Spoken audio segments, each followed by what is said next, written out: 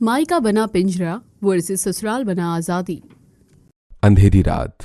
घर के पीछे बना एक टूटा फूटा स्टोर रूम। दीवारों पर सीलन होती है और फर्श पर अनाज के खाली बोरे पड़े होते हैं और कोनों में चूहे दौड़ रहे होते हैं। मधुबाला गुस्से में गौरी का हाथ पकड़कर उसे घसीटते हुए उस कमरे में ले आती है।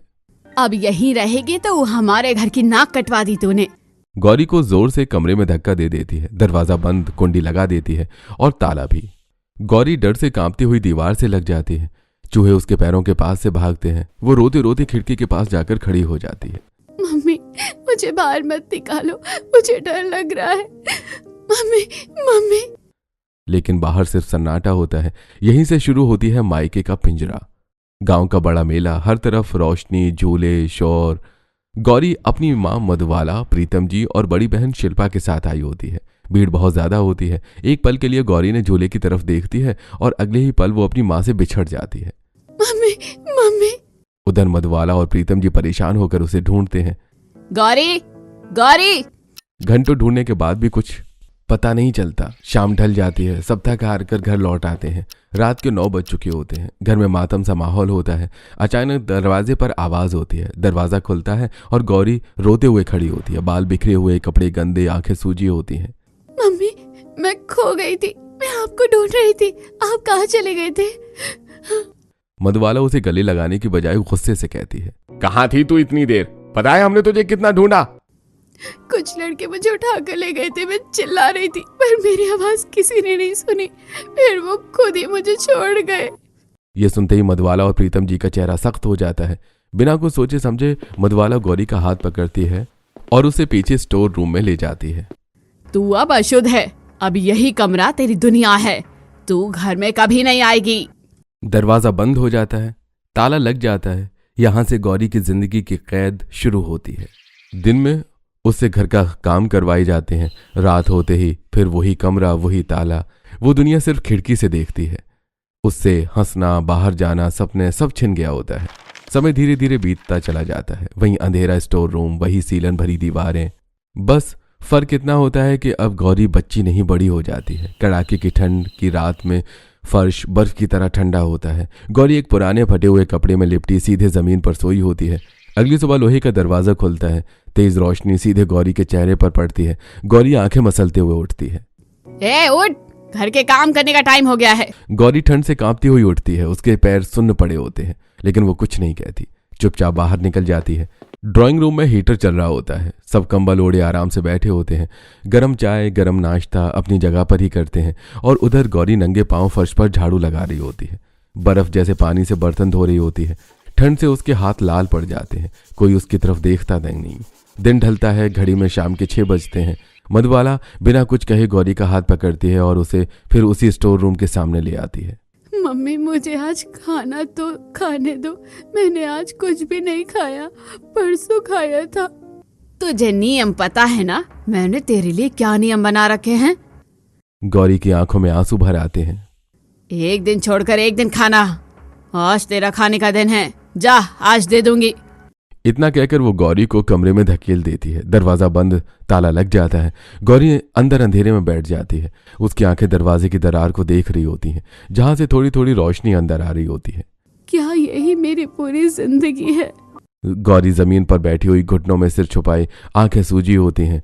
कुछ देर बाद बाहर पायल की आवाज आती है। दरवाजा नहीं खुलता, बस नीचे बने छोटे से गैस से एक लोहे की प्लेट जोर से फेंक दी जाती है। प्लेट जमीन पर गिरते ही खनक उठती है। थोड़ा सा दाल बाहर छलक जाती है। ये ले तेरा खाना, चुपचाप बैठकर खाना खा लेना। गौरी कुछ नहीं कहती। वो प्लेट को धीरे से अपनी तरफ खींचती है। हाथ कांप रहे होते हैं और आंखों से आंसू गिरते जा रहे होते हैं। वो रोटी का एक टुकड़ा तोड़ती है और खाते खाते खुद से बुदबुदाने लगती है। मैं अपने ही परिवार में ऐसे जी रही हूँ जैसे किसी की कैद में हूँ, जैसे कोई चिड़िया पिंजरे में बंद हो। गौरी एक रोटी मुश्किल से खा पाती है। दूसरी रोटी प्लेट में ही रह जाती है। भूख से ज्यादा दर्द होता है। वो प्लेट को धीरे से उसी गैप की तरफ सरका देती है। अगले दिन बाहर सड़क में बच्चों की आवाजें गूंज रही होती हैं। पकड़ पकड़, अरे तू आउट हो गया। ठंड की हल्की धूप में बच्चे हंसते खेलते दौड़ते खेल रहे होते हैं। अंदर स्टोर रूम में गौरी धीरे धीरे खिड़की के पास आती है और खिड़की के बीच से बाहर झांकती है। बाहर कितना मजा आता होगा ना, धूप कितनी अच्छी लग रही है, बस थोड़ी देर के लिए ही सही। वो हाथ आगे बढ़ाकर धूप में हाथ सेकने की कोशिश करती है। मैं लास्ट टाइम बाहर कब गई थी? हाँ, मेला। जब मैं मेला गई थी, मेले के बाद मैंने आज तक बाहर कदम नहीं रखा। धूप में खेलना कितना अच्छा लग रहा है। उस बात को 20 साल हो गए, 20 साल, और मैं आज भी आई हूँ। काश मैं भी कभी बाहर जा पाती। गौरी खिड़की की सलाखों से बाहर देख रही होती है। अगले दिन बाहर गली से उसकी 2 सहेलियां गुजर रही होती हैं। अरे गौरी, अब तो बाहर आ जा यार। जब भी हम तुझे बुलाते हैं कोई ना कोई बहाना बना देती है। कभी कहती है काम है, कभी कहती है मन नहीं है। हाँ यार, तू तो हर बार मना ही करती रहती है। हाँ चलो ठीक है, मैं आऊंगी कभी। अब तुम लोग जाओ। लेकिन यही तो बता, तू हर वक्त इसी कमरे में क्यों रहती है? कुछ नहीं, मैं तो बस ऐसे ही रहती हूँ, यहाँ अपने क्रिएटिव काम करती रहती हूँ।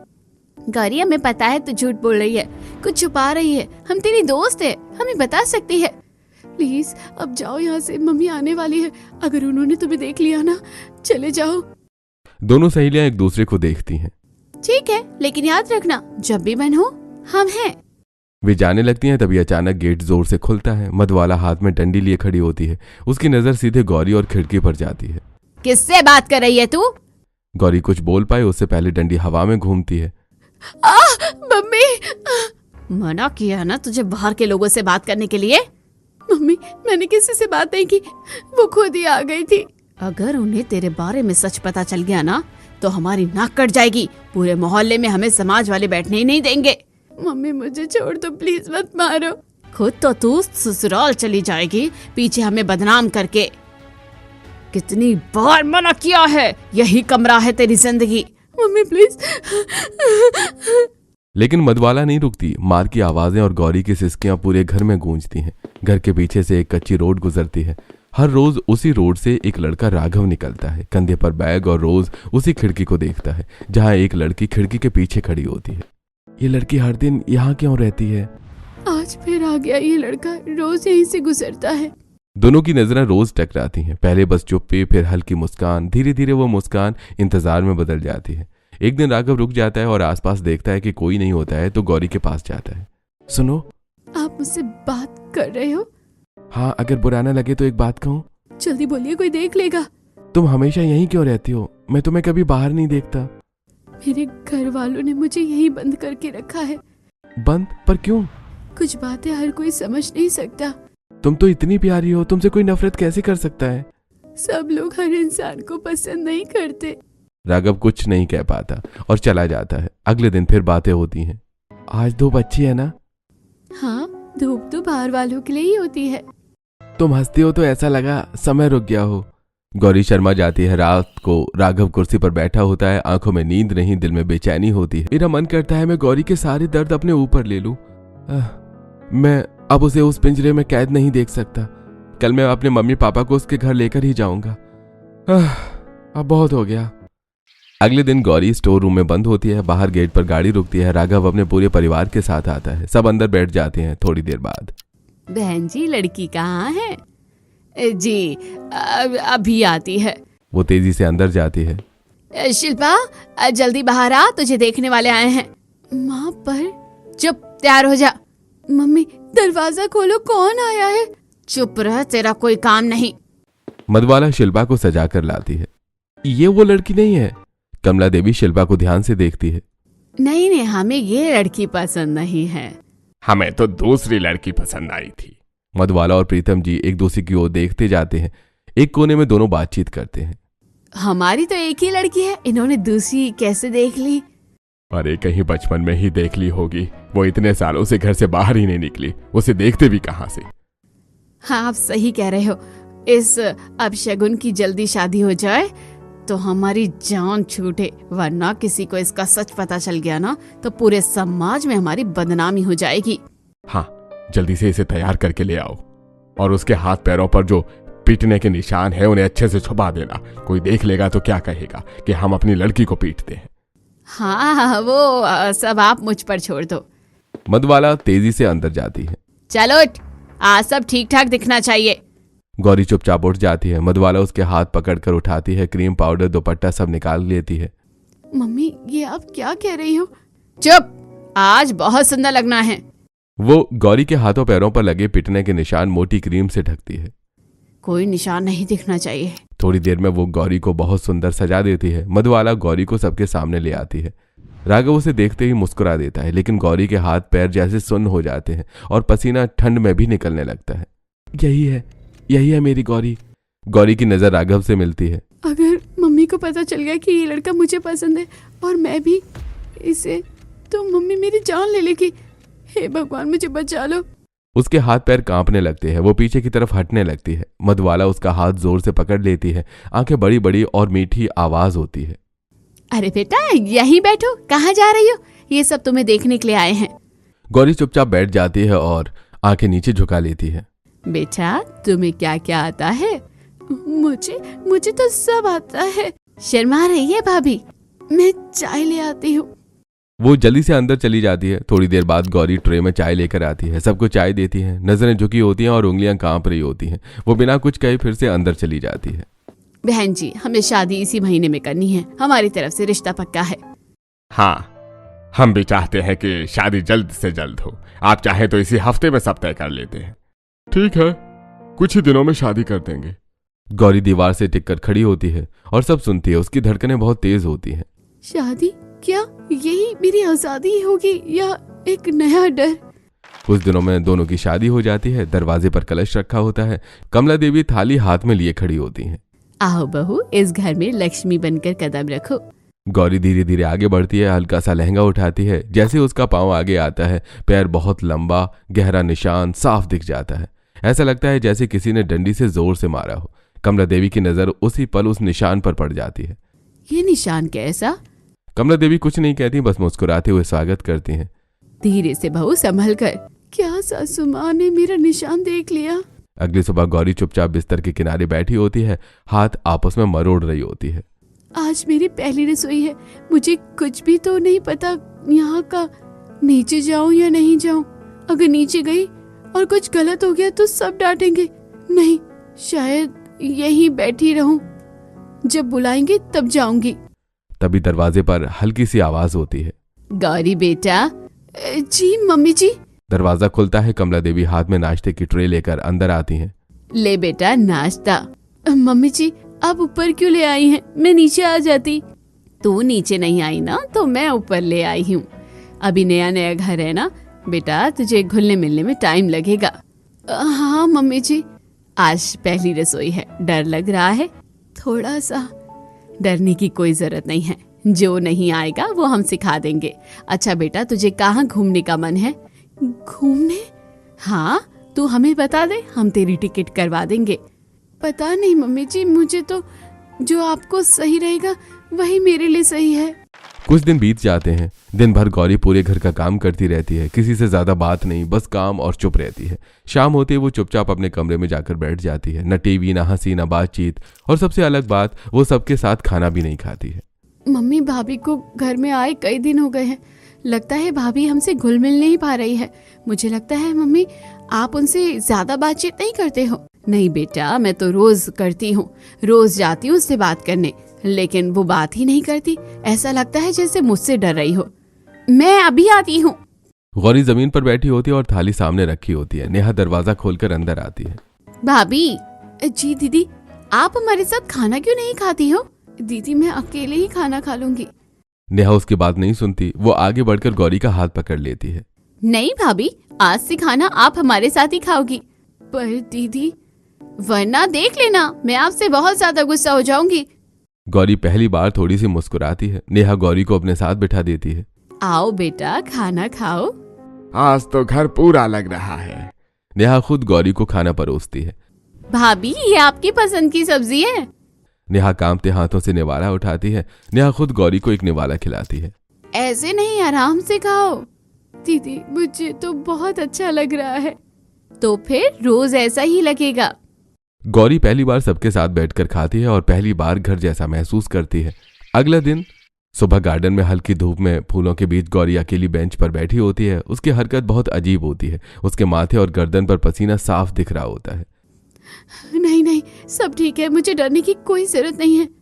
उसकी सांसें तेज हो जाती हैं। आंखें इधर उधर घूमने लगती हैं। ड्राइंग रूम में ससुर जी खिड़की से गार्डन की तरफ देखते हैं। वो अचानक चौंक जाते हैं। अरे नेहा, कमला, जल्दी आओ यहाँ। नेहा और कमला देवी भागते हुए बाहर आते हैं। क्या हुआ जी, आप ऐसे क्यों चिल्ला रहे थे? तीनों की नजर गौरी पर पड़ जाती है। गौरी का शरीर कांप रहा होता है, वो पसीने में पूरी तरह भीगी होती है। मम्मी, भाभी ठीक नहीं लग रही है। तीनों जल्दी से गौरी के पास पहुंचते हैं। बेटा क्या हुआ तुझे? तू ऐसे कांप क्यों रही है? नहीं, मुझे कुछ नहीं हुआ है, मैं एकदम ठीक हूँ। वो वहां से तेजी से चलने लगती है। सब उसे जाते हुए देखते रह जाते हैं। भाभी ने अपने मायके में कुछ बहुत बुरा झेला है, जिस वजह से उन्हें ट्रॉमा हो गया है। जो अभी उनके साथ हुआ है उसे प्रैंक अटैक कहते हैं। हाँ, मैंने भी देखा। वो कितनी जल्दी उठकर चली गई। वो हमसे कुछ शेयर नहीं करना चाहती। इसका सिर्फ एक इलाज है। अरे हमें उसे बाहर खुले माहौल में घुमाने लेकर जाना होगा ताकि उसका दिमाग हल्का हो सके और उसे महसूस हो कि अब वो सुरक्षित है। कमला देवी और नेहा एक दूसरे की तरफ देखकर सिर हिला देते हैं। अगले दिन गौरी और राघव नीचे जाने ही वाले होते हैं कि कमला देवी सामने आकर उन्हें रोक लेती है। अरे अरे, कहाँ जा रहे हो तुम दोनों? वो अपने पर्स से 2 टिकट निकाल कर आगे बढ़ाती है। लो बेटा, मैंने तुम दोनों की मनाली की टिकट करा दी है। मम्मी जी, कैसे? मैं? हाँ बेटा, तुम दोनों घूम कर आओ। खुली हवा में रहोगे तो मन भी हल्का हो जाएगा। और वैसे भी शादी के बाद तुम कहीं नहीं गए। अरे चलो, ये ट्रिप सिर्फ हमारी होगी। गौरी की आंखों में हल्की सी चमक आ जाती है। वो दोनों अगले दिन मनाली जाते हैं। बस से उतरते ही ठंडी हवा का झोंका आता है। गौरी गहरी सांस लेती है। यहाँ की हवा कितनी अलग है। मैं तो पहली बार इतनी दूर आई हूँ। यहाँ आकर बहुत अच्छा लग रहा है, इतनी फ्रेश एयर। अब तो हर साल तुम्हारी ऐसी ट्रिप लगेगी। गौरी पहली बार दिल से मुस्कुरा देती है। चलते चलते गौरी धीरे धीरे बोलने लगती है। पहले मुझे बाहर जाना अच्छा नहीं लगता था। अब यहाँ आकर लग रहा है कि सांस लेना भी आजादी है। राघव कुछ नहीं कहता, बस उसकी बातें सुनता है। बस उसके साथ चलता रहता है। अगले दिन चारों तरफ बर्फ ही बर्फ होती है। राघव मोबाइल निकालकर फोटो लेने लगता है। इधर देखो, स्माइल। अचानक एक बर्फ का गोला राघव की जैकेट पर लगता है। राघव चौंक कर देखता है। आप बताओ, फोटो अच्छी आई है या नहीं? अरे तुम तो बड़ी नौटंकी निकली। रुको, मैं अभी बताता हूँ तुम्हें। वो भी बर्फ उठाता है और गौरी को मारता है। अरे नहीं नहीं। दोनों तेज तेज हंसते हुए स्नो फाइट करने लगते हैं। ट्रिप खत्म होने के बाद गौरी और राघव घर में कदम रखते हैं। दोनों थके हुए, लेकिन चेहरे पर हल्की सी ताजगी होती है। राघव बैग को एक साइड में रख देता है। दोनों सोफे पर बैठ जाते हैं। तभी कमला देवी सामने से आती है। अरे बेटा, अब बैग खोलने की जरूरत नहीं है। क्यों मम्मी? अब तो दोबारा पैक करने की तैयारी कर लो। गौरी और राघव एक दूसरे को देखते हैं। ये तो बस तुम दोनों की ट्रिप थी, अब हम पूरी फैमिली के साथ ट्रिप पर जाएंगे। गौरी हल्की सी घबरा जाती है। तभी नंद हंसते हुए बोलती है, मम्मी, ट्रिप तो ठीक है, लेकिन भाभी को शॉपिंग भी तो करनी पड़ेगी। गौरी धीरे से आंखें उठाती है। नेहा गौरी का हाथ पकड़कर उसे मार्केट लेकर जाती है। चारों तरफ भीड़, रोशनी, आवाजें। गौरी रुक जाती है। वो चारों ओर देखती ही रह जाती है। यहाँ इतनी भीड़ है और इतनी सुंदर चीजें। भाभी, आप पहले कभी मार्केट नहीं आई क्या? आप ऐसे स्ट्रेंज बिहेव क्यों कर रही हैं? गौरी कुछ नहीं बोलती, बस हल्की सी मुस्कान आती है। तुम्हें क्या बताऊं मैं तो आज 20 साल बाद मार्केट आई हूँ। चलो भाभी, ये देखो। गौरी कपड़ों को ऐसे छूती है जैसे पहली बार देख रही हो। ये इतनी सॉफ्ट है। भाभी, आप तो सच में पहली बार सब देख रही हो। नेहा उसे एक सुंदर विंटर ड्रेस पहनाकर शीशे के सामने खड़ा करती है। देखो कितनी प्यारी लग रही हो। गौरी शीशे में खुद को देखती है। उसकी आंखों में आंसू आ जाते हैं। क्या सच में मैं हूँ? हाँ भाभी, और अब ये सब आपकी जिंदगी का हिस्सा है। अगले दिन सब लंदन जाते हैं। लंदन एयरपोर्ट के बाहर सब लोग कोट और स्कार्फ में लिपटे होते हैं। अरे वाह, तो यही है लंदन।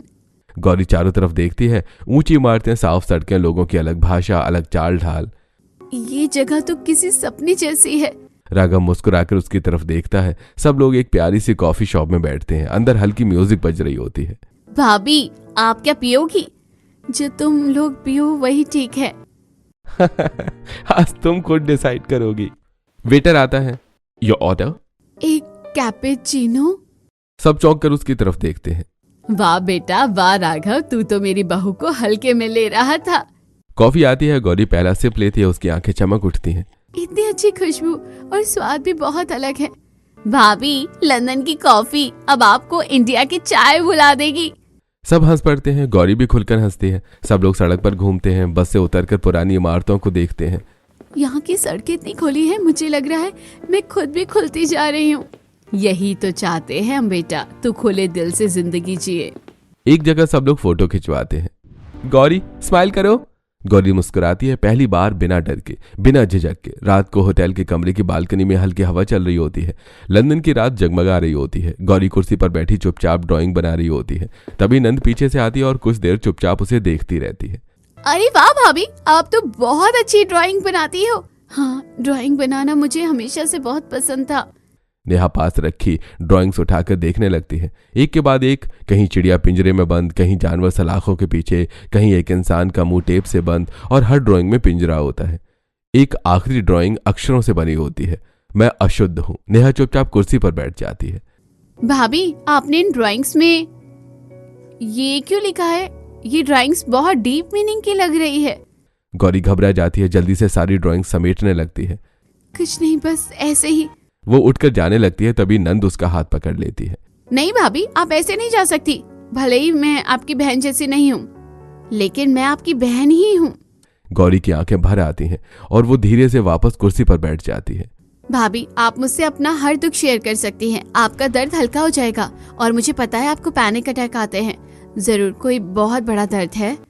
मैं एक बार मेले में गुम हो गई थी। जब घर लौटी तो मेरी मम्मी ने कहा मैं अशुद्ध हूँ। उसी दिन से मुझे एक कमरे में बंद करके रख दिया। 20 साल मैं उसी कमरे में बंद रही। बाहर की दुनिया सिर्फ एक छोटी सी खिड़की से देखी। मैं तो सिर्फ 8 साल की बच्ची थी। मुझे कुछ भी नहीं पता था, लेकिन मुझे जिंदगी भर के लिए पिंजरे में बंद कर दिया गया। भाभी, आपको अब ऐसा महसूस करने की बिल्कुल जरूरत नहीं है। मैं आपके साथ हूँ। अगले दिन नेहा कमला देवी और मोहन जी के सामने खड़ी होती है। मम्मी पापा, भाभी ने मुझे अपना पूरा सच बता दिया है। उनके मायके वालों ने उनके साथ बहुत बुरा किया। मुझे तब भी शक था बेटा, उनके हाथ पैर पर इतने पिटाई के निशान। दिल करता है अभी पुलिस में रिपोर्ट कर दूं। मुझे पता है बेटा। नहीं मम्मी, अब गौरी हमारी जिम्मेदारी है। हम उसे उस घर का मुंह दोबारा नहीं देखने देंगे। हमें बस उसकी जिंदगी संवारनी है। कमरे में गौरी खिड़की के पास खामोशी से बैठी होती है। कमला देवी धीरे से पास आती है। तू कितने दुख झेल कर आई है। आज से तू मेरी बेटी है। तुझे घर जाने की कोई जरूरत नहीं। मेरा मायका बना पिंजरा और मेरा ससुराल आजादी का जरिया। कमला देवी उनके सिर पर हाथ रखती है।